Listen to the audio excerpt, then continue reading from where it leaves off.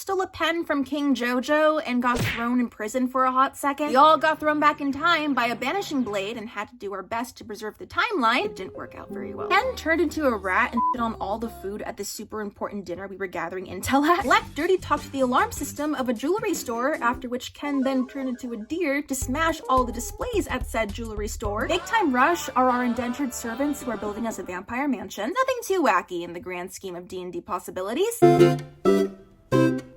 Hello. So, you may have heard of a little game called Dungeons and Dragons. Maybe not, I don't know, it's pretty underground. But if you actually are unfamiliar with D&D, it's basically a fantasy role-playing game where one person serves as the storyteller, the dungeon or game master, who sets up the world you're playing in, controls the NPCs, the environment, the opponents, while everyone else creates their own character with specific skill sets to play as, to explore and navigate this world. You can get as into it or hands-off as you'd like in terms of role-playing as your character. Some people like to go all in and do character voices, flex their acting chops, while others prefer to just narrate what their character is doing as they chug along in the game. Dice are used to determine things like if attacks against monsters are successful, if you're able to woo an NPC, or pick a lock. The D20 is a 20-sided die that is the most commonly used. The closer you are to 20, the better. Rolling a 20 is a critical success, and you nail whatever it is you're trying to do. If you want your character to do a backflip and you roll a 20, that's like an Olympic gold medal backflip. In contrast, rolling a 1 is a critical failure, with you absolutely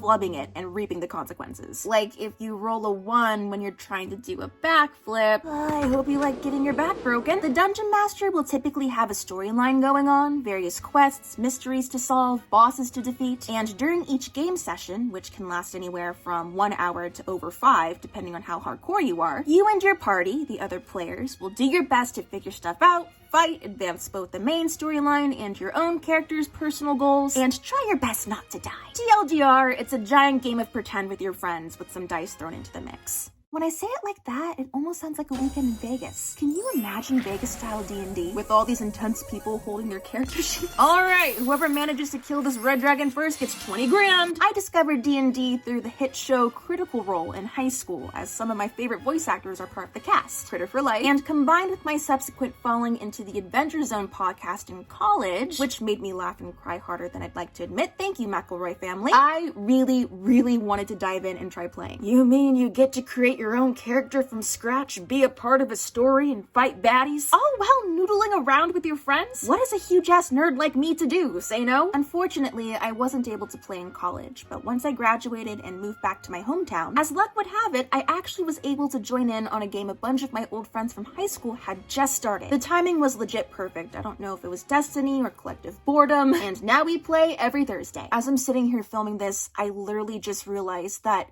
Critical Role also does their show on Thursday. How the heck did I not realize this earlier? Legit, we used to play on Mondays, but then people's schedules started getting funky, so we had to switch to Thursday. Coincidence? I think not.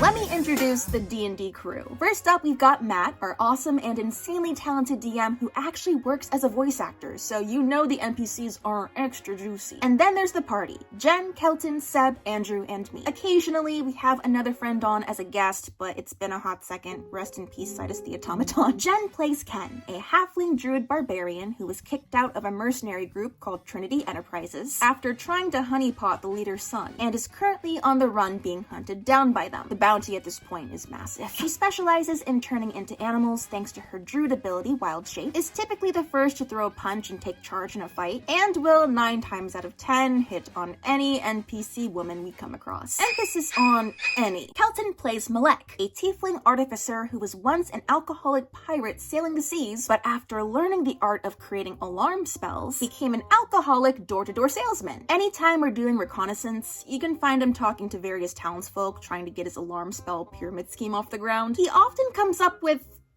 creative methods of escaping our enemies, and he was the one who fashioned our party's weapons. weapon pets. Metagross, who is made out of railroad tracks, and an Eldritch chicken cannon. They are adorable and deadly. Seb plays Nefshum, a tiefling arcane ranger who was once part of a smaller gang that later got absorbed by Trinity Enterprises, but after falling in love with an enemy gang member, later getting into a messy altercation with their compatriots, which unfortunately resulted in having to watch the love of his life die in his arms, he left to make his own way in the world. He's more on the cautious side, is the one to try and de-escalate tense situations, and is kind of the embodiment of the "I'm in danger" meme. Andrew plays Carjo, a tabaxi rogue who is basically just our cat, who also managed to become a werewolf after being bitten by one, and contracted cursed worms.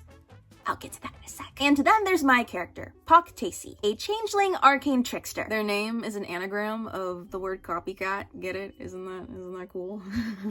Anyways, Pock was once part of a notorious underground changeling commune that saw themselves as a sort of Robin Hood vigilante group that was doing good for the common people, when in actuality they were maybe not as righteous as they advertised. They were infamous in the area for their merciless heists and dubious nature, but Pock was blind to that in their youth and only saw the best in their brethren. What they did was necessary to survive in a cruel world wary of changelings in the first place, after all. However, they ended up getting a big reality check when, as part of a coming-of-age trial to become a fully fledged member of the commune, they were tasked with impersonating the daughter of a local wealthy lord and killing him to gain the inheritance for his estate. They ended up growing attached to the lord, seeing him as a sort of surrogate father figure, since their own parents were distant and in deep with the commune's responsibilities. And eventually, when issued with the ultimatum to either complete the mission or be banished for life from the city, Pock ran away and never looked back. They wandered around for a while before eventually going into the employment of a rather well-known museum, using their natural shapeshifting abilities to procure artifacts and art pieces. The museum was under the jurisdiction of Trinity Enterprises, and Pock was on good terms with most of the workers there. But unfortunately, after an incident with a wealthy patron becoming angry after learning they were swindled out of several precious artifacts by Pock had to leave the museum indefinitely for their own safety. But their time at the museum inspired them to want to run their own establishment of curios and wonders one day. They were a scavenger slash scrapper for a hot second, selling odds and ends on the street until they ran into the rest of the party who were in town to speak to the king. And the rest is history. Pock is a lot of fun to play in that I'm able to embody all sorts of different characters whenever Pock goes changeling mode. They've disguised themselves as a drow child, an old cultist, royal guards, a street urchin, sexy ladies to distract a villain Bugs Bunny style, but their default state is just this small, snarky gremlin who talks like this, who enjoys pickpocketing and catfishing people, and they're not exactly the bravest, they're just like this history nerd that likes to hoard.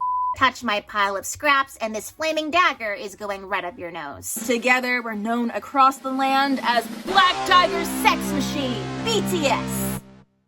The name was already chosen by the time I joined the game. I can't take credit for that. For a brief background on our campaign, long story short, it takes place in a fantasy steampunk hybrid setting, and the overarching goal is for trying to figure out how the kingdoms of New Landemere and New Hillsford came to be, what happened to Old Landemere and Old Hillsford, as well as attempting to defeat this evil god named Yachek. Throughout our campaign, we've done your fairly standard run-of-the-mill D&D escapades, fought some orcs, a white dragon, saved some dwarven mithril mines. Carjo got infested with demonic worms after some hags brought him back from the dead when he fell off a cliff. Malek absorbed a bone necklace meant for Pock into his body that we have yet to see the effects of. Ken acquired a Coraline-esque doll that looks exactly like her, complete with a heartbeat, that likes to sit on her chest and stare at her at night.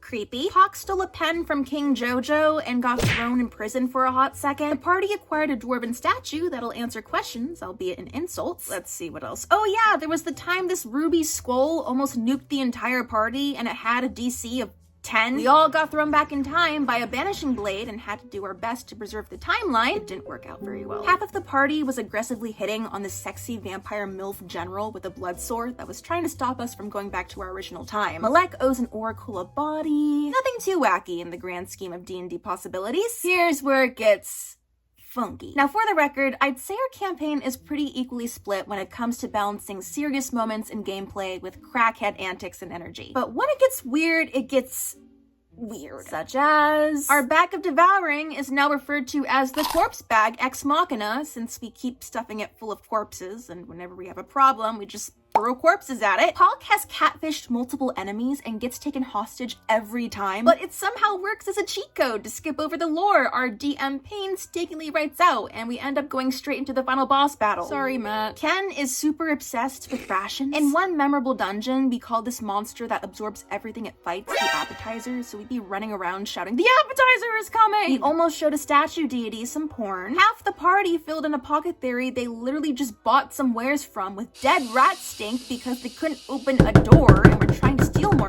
And now, filling a building with dead rat stink is our go-to escape move. Ken tried to telepathically sex the hags that brought Carjo back to life. We fought a sanguine master who whipped out all these blood tentacles, and all of us were like, "No, don't restrain me with the tentacles, please." Sorry, Matt. There's a knight who serves the king we refuse to call anything but Sticky Wiggy Rigatoni. Carjo tries to order a voodoo ranger at every bar we visit, and every single time needs to make a constitution saving throw to drink it. It's nearly killed him 3 times now. There's a swordstrom for all your sword buying needs. Hawk once turned into Judy Garland to schmooze up to a bunch of rich people about to be sacrificed to a servant of a check. Malek dirty talked the alarm system of a jewelry store, after which Ken then turned into a deer to smash all the displays at said jewelry store. Bull in a china shop, more like deer in a Tiffany's. There's this guy, Luke, who's the leader of the Knights of the Wind, who's constantly high. Neptune once managed to take down a major enemy with psychic damage by shouting, "I'm sucking your dad's dick!" Ken established an orc mall due to having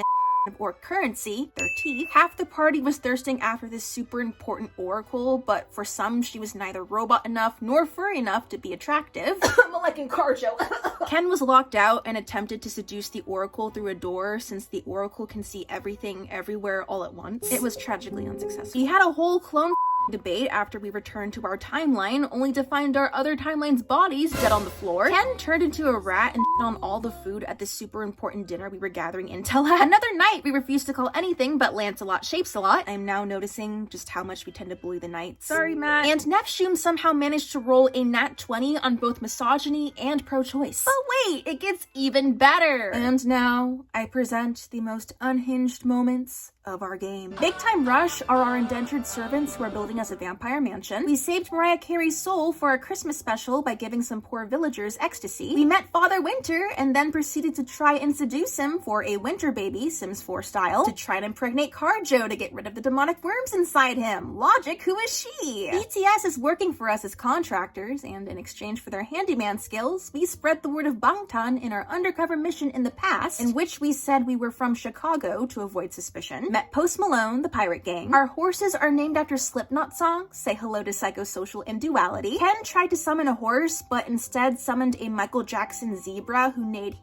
and moonwalked into battle. He nearly killed Pac, by the way. And last but not least, we got scammed by a scammer selling Viagra, and then proceeded to sell the secondhand Viagra to assassins trying to kill us. Who, by the way, were all named after the iCarly cast. I assure you, we are all functional members of society. We're still in the midst of our campaign, and Lord knows it's only gonna get weirder, but it's been an absolute blast so far, just goofing with my friends and going on silly adventures each week. If you've never tried D&D, I highly recommend you give it a go. What's awesome is that you can tailor your game for however everyone wants to play. If you want to go combat heavy with super long, intricate rounds, you totally can. Or you can go super light on the fighting and have the campaign be mainly lore-based. There's homebrews for different classes and spells for those who want to break the mold even more, or you can just go the classic route and stick to the handbook. Get as weird or intense as you'd like. The world of D&D is your oyster. And I, for one, can't wait to see where the dice takes us next.